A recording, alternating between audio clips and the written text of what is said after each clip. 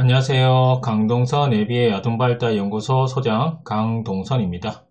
오늘은 특수교육 대상자 선정 배치 절차 안내에 대해서 알려드리려고 합니다. 우리가 특수교육 대상자를 어떻게 하면 선정이 될 수 있고, 그리고 우리가 일반학급, 특수학교, 안 그러면 일반학급에서도 특수학급, 그냥 일반학급에 배치되어 있는 경우 등이 있고요.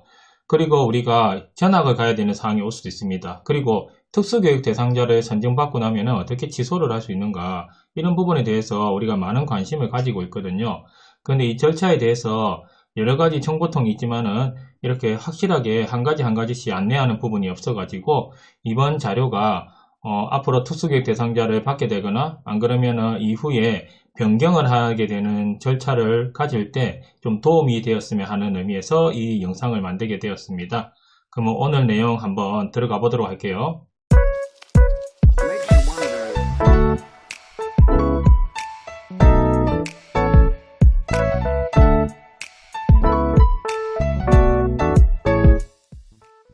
첫 번째, 우리가 특수교육 대상자를 선정하는 기준이 있겠죠.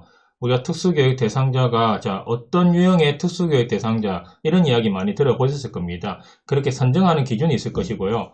그리고 그러면 특수교육 대상자가 되었을 때 어떠한 배치를 가질 수 있느냐. 서두에서도 이야기했지만은 특수학교를 가느냐, 일반 학급에 있느냐. 일반 학급에서 안 그러면은 그냥 일반 학급에서 그냥 바로 교육을 하든지, 안 그러면 거기에 있는 특수학급에서 교육을 하게 되든지 이러한 경우가 있을 수 있습니다. 그러면 이러한 선정 배치 절차는 어떻게 이루어지는지 한번 알 필요가 있겠죠. 그리고 만약에 배치를 이렇게 받았습니다. 배치를 받았는데 재배치를 이렇게 받고 싶어요. 학교에 있는데 이제 특수학급으로 가고 싶다. 특수학급인데 그냥 일반 학급에만 있고 싶다. 이런 이제 배치 기준이 있다라는 겁니다. 이걸 미리 배치 기준을 받았는데 이걸 재배치 받을 때는 어떻게 해야 되는지 한번 알아볼 거고요. 그리고 도 내에서 우리가 교육 같은 경우에는 이제 도 교육으로 이렇게 움직이거든요. 지역에 우리가 각 시, 군구에도 교육청이 있지만은 큰 의미에서는 도 교육으로 움직입니다. 그거는 뭐냐면은 교육부가 있다. 예를 들어서 전체를 움직이는 부분이 있습니다. 그런데 우리가 유초, 중고까지는 어디서 크게 관할을 하느냐라고 하면은 도 교육청에서 관할을 하거든요. 그리고 유초, 중 같은 경우에는 시, 군구 교육청에서 이 관할을 하게 됩니다. 그래서 크게 우리가 이동할 수 있는 것은 도내라고 보시면 돼요. 각 시, 도. 이 도내에 전출입하는 경우에 어떻게 되느냐. 이것도 배치 기준 있죠. 배치 유형이 동일한 경우와 변경하는 경우가 이렇게 다르게 나올 수가 있습니다. 그리고 도내 학생이 타 시도에 전출할 때, 그리고 선정되고 나면 취소를 할 수도 있겠죠. 그럴 때 취소하는 이제 신청은 어떻게 이루어지는지 한번 볼 거고요. 그리고 우리가 많이 물어보는 부분이 치약의 의무가 있는데 우리는 이걸 면제해 주거나 때로는 유예하는 신청이 있습니다. 이럴 경우에는 어떠한 절차를 가져야 되는지 많이 궁금해 하시거든요. 이 부분에 대해서 오늘 한번 자세하게 한번 알아보도록 할게요. 우선 우리가 특수교육 대상자 선정 기준이라는 것이 있다는 겁니다. 특수교육 대상자가 되려면 어떠한 그냥 특수교육 대상자가 아니라 어떠한 유형에 의한 특수교육 대상자라고 우리는 이야기를 하거든요. 여기에 보시면 10가지 기준이 있어요. 우리가 한 가지 한 가지 보다 보면은 우리가 특수교육 대상자로 선정이 되었다라고 하면은 이 10가지 중에 한 가지를 지닌, 안 가르면 이렇게 보이는 특수교육 대상자라고 우리는 명명을 하게 됩니다. 이러한 특수교육 대상 영역에 속하지 않는다면 우리가 특수교육 대상자로 할 수 없다라는 부분이죠. 그래서 한번 보시면요. 처음에 우리가 시각장애를 지닌 특수교육 대상자가 있어요.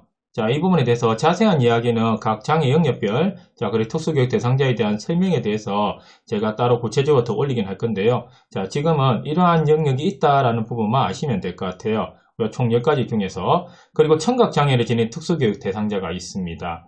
그 지적장애를 지닌 특수교육 대상자, 우리 이야기할 수 있겠죠.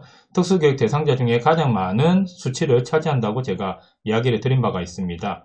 그리고 의사소통 장애를 지닌 특수교육 대상자, 자폐성 장애를 지닌 특수교육 대상자, 정서행동 장애를 지닌 특수교육 대상자. 우리가 주로 이제 불안장애나 안 그러면은 ADHD 같은 경우에 안 그러면 과다한 행동을 보인다, 공격 행동을 보인다 이렇게 할 때 정서행동 장애를 지닌 특수교육 대상자, 다른 영역이 아닐 경우에요. 그렇게 볼 수 있다는 겁니다. 그리고 지체장애를 지닌 특수교육 대상자가 있어요. 자, 특수교육 대상자에서는 이 지체장애는요, 우리가 보통 복지법에서 지체장애하고 그리고 뇌병변 장애를 합쳤다고 이렇게 보시면 됩니다. 자, 그리고 이제 교육에서 특별하게 나오는 이 학습장애를 지닌 특수교육 대상자 이렇게 있습니다. 그리고 건강장애를 지닌 특수교육 대상자가 있어요. 학교를 갈 수 없을 때 순회교육이나 안 그러면 홈스쿨 같은 것도 이렇게 진행을 할 수 있고요. 때로는 또 다른 방식으로 해가지고 출석에 대한 유예를 주면서 이렇게 할 수 있다는 겁니다. 그리고 발달 지체를 보이는 특수교육 대상자가 있어요. 자, 이 9가지 영역의 특수교육 대상자는 아닌 것 같은데, 그런데 뭔가 우리가 전반적으로 보면 어떻게 조금 지연이 되어 있는 것 같다, 발달에 의해서 지체를 보이는 것 같다라고 하면은 9세 때까지는 이런 특수교육 대상자로서 이렇게 우리가 교육을 받을 수 있다는 겁니다. 하지만 그 9세가 이상이 만 9세가 넘어가게 돼버리면요, 다른 한 영역으로 들어가지 않는 이상 이 발달 지체를 보이는 특수교육 대상자는 그냥 없어지게 된다. 특수교육 대상자로서 더 이상 서비스를 받을 수 없다라고 이렇게 보시면 될 것 같습니다. 특수교육 대상자의 배치 기준을 한번 살펴보도록 할게요. 서두에서도 제가 배치 기준에 대해서 간단하게 이야기를 드렸습니다. 자, 확실하게 한번 언급을 해보면요, 우리가 일반 학교에 일반 학급이 있습니다. 그건 뭐냐, 그냥 우리 그 비장애 학생들 있죠, 무슨 초등학교 몇 학년 몇 반 이렇게 그냥 일반 학급에서만 이렇게 교육을 받는데, 그런데 특수교육 대상자일 때가 있어요. 이럴 경우에 이제 특수학급이나 특수학교로는 가지 않는데 이제 그쪽에서 어떠한 보조 인력의 지원을 받는다든지, 안 그러면 치료교육을 추가로 받는다든지, 특수교육지원센터에서 순회교육을 추가로 받을 수 있다든지, 그 정도의 혜택, 그리고 방과 후 특기특성 교육비 이런 받는 부분 혜택은 받을 수 있습니다. 자, 그리고 일반 학교에 특수학급이라는 배치 기준이 있어요. 같은 일반 학교에 있더라도요, 그냥 일반 학급에만 있는 경우가 있고 특수학급으로 배치되는 경우가 있습니다. 이럴 경우에는 이제 통합교육, 특수학급 이렇게 이야기하겠죠. 통합반에서 어느 정도 있을 수 있고 특수학급에서 어느 정도 있을 수 있습니다. 때로는 우리가 전일제라고 해서 특수학급에만 오로지 계속 있는 경우도 이렇게 있거든요. 그래서 이거는 다른 배치 기준이라는 거, 같은 일반 학교지만 그거 아시면 좋을 것 같아요. 그리고 지역에 가다 보면 이런 특수학교가 있죠. 이런 부분에서 3가지 유형의 우리는 배치 기준을 가질 수가 있고요. 그래서 앞에 특수교육 대상자로 선정이 되면은 우리가 예를 들어서 지적장애를 지닌 특수교육 대상자가 되었다. 당신은 어느 초등학교 특수학급으로 배치를 하겠다라는 이런 기준으로 간다는 겁니다. 그리고 여기서 또 중요한 점은요. 자, 일단 기본적으로 우리가 그 학교에 배치되는 기준이 있거든요. 그건 동일합니다. 가장 가까운 곳에 이걸 배치를 해줘야 돼요. 때로는 특수학급으로 배치받고 싶은데 그 지역에 특수학급이 없다라고 하면요, 조금은 가깝지만은 자, 이 학교가 아니라 특수학급이 배치된 학교로 이렇게 갈 수는 있습니다. 하지만 기본적으로 자, 그 학교에 특수교육 대상자가 있는 학군이 있다라면은 그 학교에 특수학급을 개설해 주는 것이 우선은 맞고요. 예를 들어서 그게 안 되어 있다라고 하면은 인근에 있는 학교에 특수학급이 있는 곳으로 갈 수 있다. 이 정도는 아시면 될 것 같아요. 그리고 다른 시도로 이렇게 가는 경우 있잖아요. 그러면 이제 우리가 시도 교육감이라고도 하고 그 국립학교 부분이 있는데, 특별한 사유가 없는 한 이에 응해야 한다는 거. 자, 이렇게 배치되고자 할 때 응해야 한다는 거, 그 부분이 있다는 겁니다. 자, 이 부분 잘 보시면은 우리 혹시나 우리 자녀의 아는 사람이 이렇게 선정이 됐고 배치를 하려고 하는데, 나는 배치가 되었어도 저 멀리 있는 곳에 한번 가보고 싶다라는 부분이 있습니다. 그런데 1차적으로는 가장 가까운 곳에 배치되는 것이 맞고요. 혹시나 멀리 가려고 하면요, 이거는 충분히 그 소견서를 내야 됩니다. 여기 있죠. 장애 정도, 능력, 보호자의 의견 등을 종합적으로 고려해가지고 조금 먼 곳도 배치할 수 있기는 합니다. 하지만 기본적으로는 가장 가까운 곳에 배치하는 것이 원칙이다 라는 건 아시면 좋을 것 같아요. 자, 그러면 우리가 가장 중요한 부분이죠. 선정 배치 절차가 어떻게 되는지 한번 살펴보도록 할게요. 특수교육 대상자로 이렇게 선정되고 배치되려고 하면은 어떠한 절차나 과정을 거쳐야 되는지 아셔야 된다는 거죠. 자, 보통 이런 과정을 거치게 됩니다. 자, 한 가지씩 한번 보도록 할게요. 자, 본인이나 보호자가 바로 신청할 수 있어요. 자, 본인도 하시는데 보통은 이제 보호자가 많이 하겠죠. 우리 아이가 조금은 이제 발달의 지연을 보이는 것 같아. 안 그러면은 기존에 어떠한 장애를 가지고 있었다라는 복지카드를 먼저 가지고 있는 경우도 있습니다. 그럴 경우에 신청을 할 수 있고요. 안 그러면 학교를 다니고 있는데 가끔 학교에 장이라고 되어 있죠. 안 그러면 학교의 교사가 그 학교장의 허가를 덕해가지고요. 그 학교장과 협의를 해가지고 보호자의 사전 동의를 꼭 해야 됩니다. 보호자 동의 없이 특수교육 대상자로 한번 해봐야 되겠다고 신청을 못 한다는 거예요. 그래서 보호자의 동의에 의해서 이렇게 신청을 먼저 한다는 겁니다.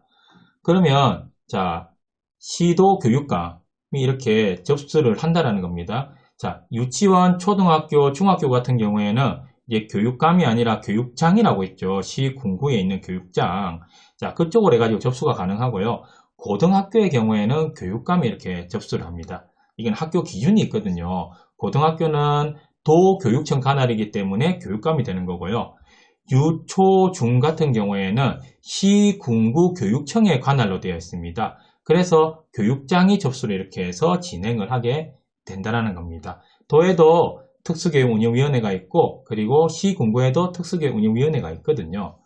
자, 그러면 여기에 시도교육감이 자, 교육장이 될 수도 있어요. 특수교육지원센터가 있습니다. 그쪽에서 진단평가를 의뢰하게 되면요. 진단평가팀이 꾸려져요. 자, 이 영역은 이러한 검사를 할 거야. 이 영역은 이러한 검사를 할 거야. 안 그러면 특수교육지원센터에 있는 선생님들이 뭐 대상자별로 어떠한 영역에 진단평가가 필요하다면 각 나눠져 있어요. 그렇게 해서 뭐 A라는 선생님, 안 그러면 치료사 선생님이 있으면은 지적장애 진단평가를 하러 간다든지 그러면 그에 따른 도구를 가지고 실제로 가정에 가든지 안 그러면 다니고 있는 학교에 가든지 때로는 어린이집이나 유치원에 있으면 그 현장에 가서 이런 진단평가가 이루어집니다. 자, 의뢰가 되면 적시하기도 하고 그러면 이 의뢰가 되고 나서 우리가 30일 이내에는 진단평가를 실시해야 된다는 거예요. 나 의뢰해놨는데 접수가 됐는데 한 달, 두 달이 지나도 이 진단평가를 하지 않는다고 하면은 그거는 법적으로 잘못된 케이스다라고 보시면 되고요. 그러면 진단평가 결과를 이제 하고 나서 이제 제출을 합니다. 그러면 이 결과를 가지고 이걸 부모님한테 이제 2주 이내에 보내주게 되어 있습니다. 그렇게 하고 나서 이제 1년에 보통은 한 4번이거든요.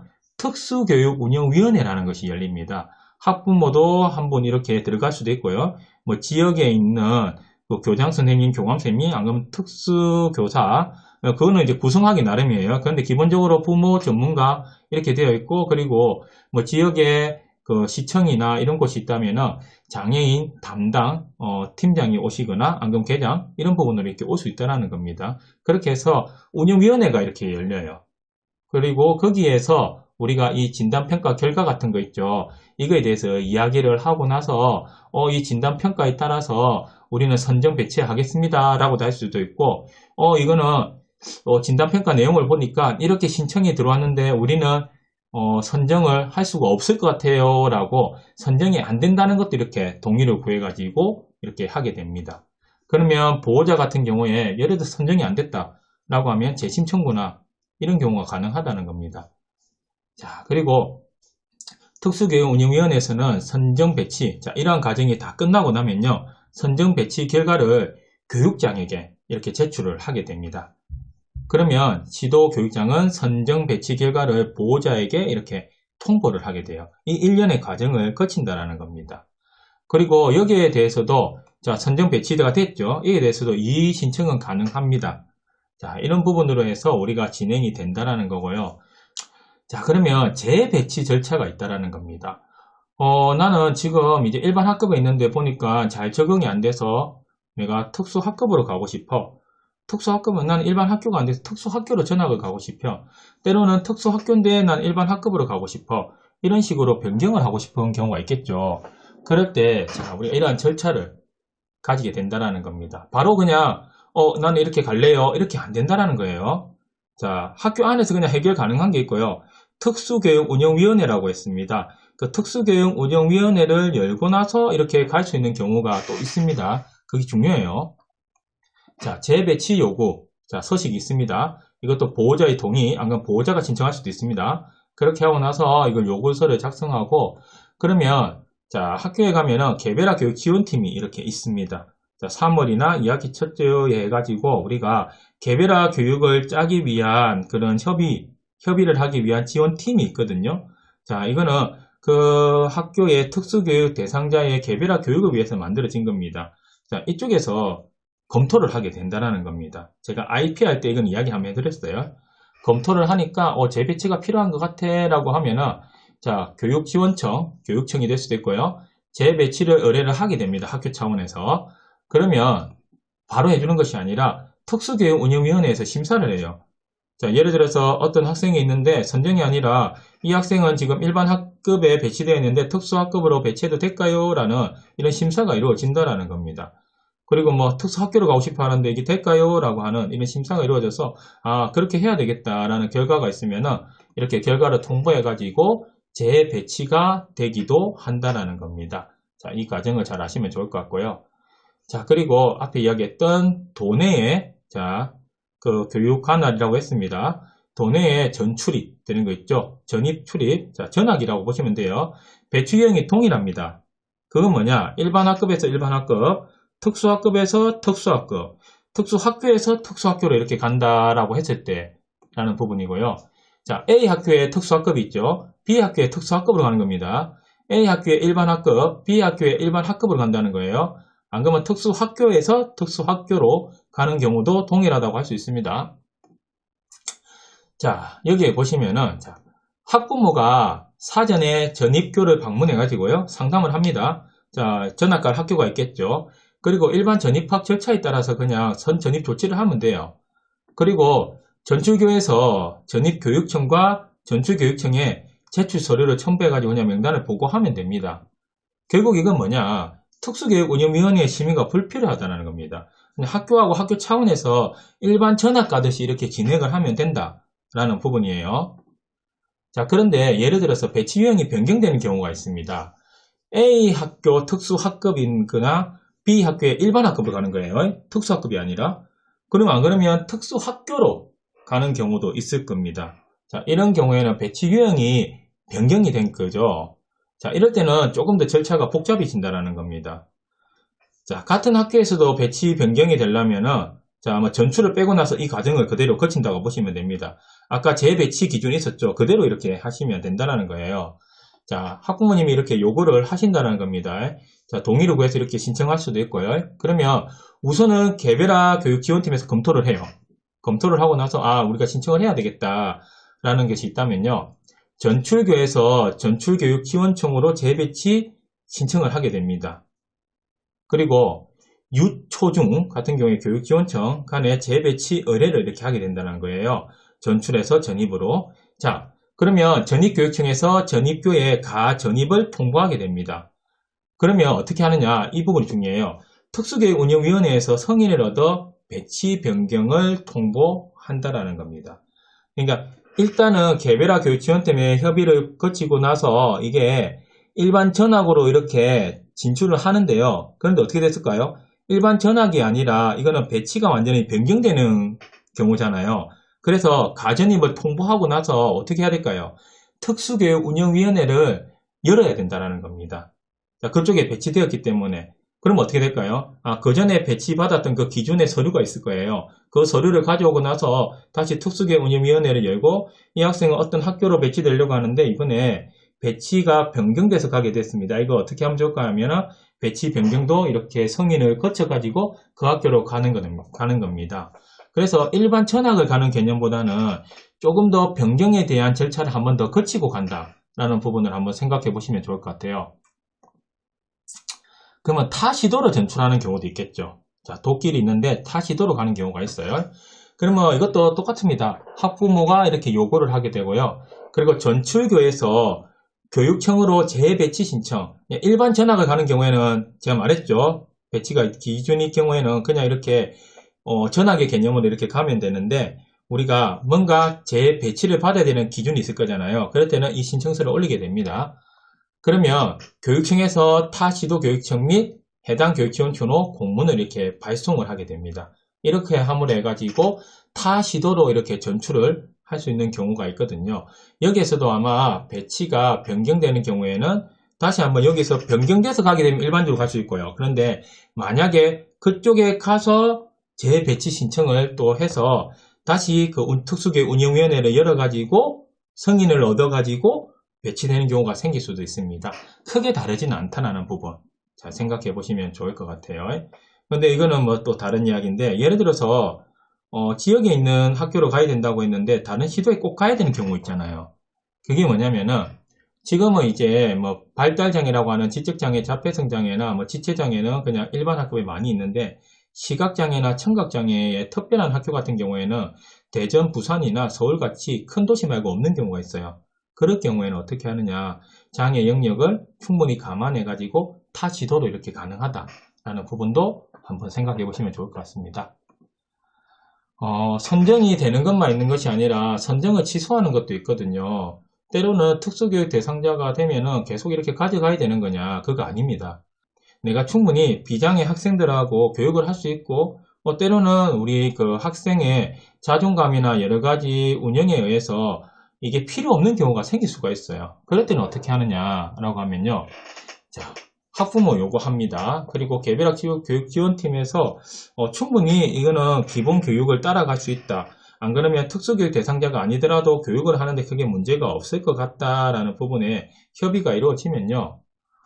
그냥 교육지원청에서 확인 후에 결과 통보합니다. 취소 신청을 해줘요.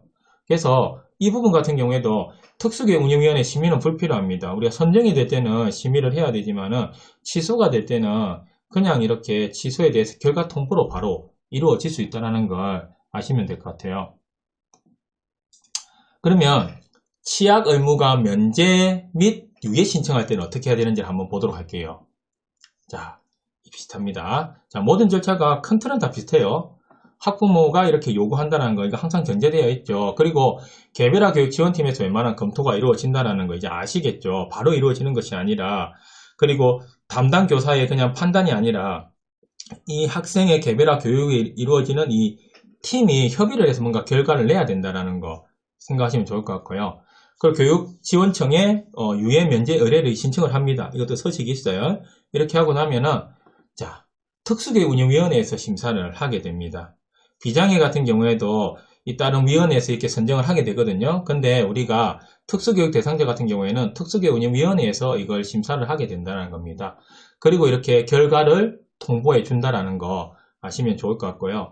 자, 그런데 만약에 어떤 초등학교 이렇게 학교에 다니고 있다. 중학교나 이렇게 다니고 있다라고 하면은 보통 뭐 중고등학교 때 유예하는 경우는 많이 없긴 합니다. 그러면 초등학교 때 이렇게 다니고 있다라고 해볼게요. 그러면 재학 중에 유예하는 거는 그냥 학교장이 판단하에 처리하면 됩니다. 이 말은 뭘까요? 특수교육운영위원회 심사가 필요 없다라는 거예요. 그냥 학교장의 판단하에 이런 유예는 가능하다라는 부분이 있어요. 그래서 한 2학년 다니고 있는데 이번에 좀 유예를 하고 싶어요 라고 하면은 학교장하고 개별학 교육지원팀에서 협의만 되면은 이게 바로 이루어질 수 있다는 걸 끝으로 아시면 좋을 것 같습니다.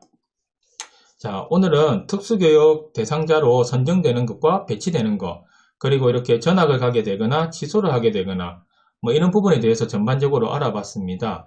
이러한 정보가 자, 우리가 선정이 되었을 때 어떻게 배치가 되고, 그리고 우리 아이는 어떠한 기준의 특수교육 대상자를 받게 될 건지, 때로는 특수교육 대상자로 명확하게 다 떨어지진 않지만은 9세까지 그냥 특수교육 대상자로서 좀 이 지원에 대해서 혜택을 받고 싶다 라고 하면은 그 발달 지체로도 받을 수 있다 라는 부분을 이렇게 좀 설명을 드렸습니다.